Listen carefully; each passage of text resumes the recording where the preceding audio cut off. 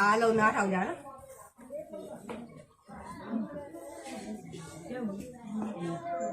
သမီးမိမလေးကိုဖွားဖွားကြီးညာကဖွားဖွားကြီးကိုပြောထားတယ်နော်ပြောထားမိမလေးရရင်အားလုံးပဲဖုံဖုံအဲ့နေရာမှာ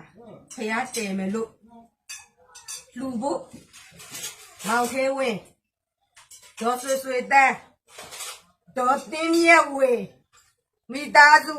အစ္စာမန်ဖျားဖုံဖုံကြောင်းမှာလူပေးပါသမီးလေးကိုညကဖွားဖွားပေးထားတယ်ကဆွေတန်းရဲ့ယောက်ျားမောင်သေးဝင်းဆွေတန်းသေးဝင်းရဲ့မိန်းမဆွေတန်းသေးဝင်းဆွေတန်းရဲ့သမီးတင်းမြဲဝေအဲ့ဒီဟာဖုံးလို့ဖျားမှာဖျားတဆူလှူပေးပါပေးထားတယ်မြည်လေးဟုတ်လားအကုန်လုံးပါရမီဝိုင်းဖြစ်ပေါ့ဒီရွာတွေရဲ့ကိုမိသားစုတွေဟုတ်လားပြောလိုက်ချင်ဖုံညကြအိမ်မလာဘူးဒါပဲဘူးပြောလိုက်ချင်ပြဿနာတစ်ခုဖြစ်သွားလိမ့်ဖုံကြောင်မှာဖះတဲဖို့လှုပ်ထားတာမလားဟုတ်တယ်တဲပြီးမယ်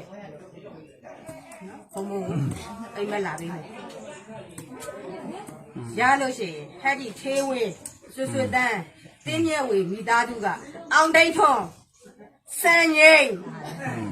အဲ့ဒါကိုကုသိုလ်ပြုလုပ်ပေးပါလို့နော်သွားပြီးတော့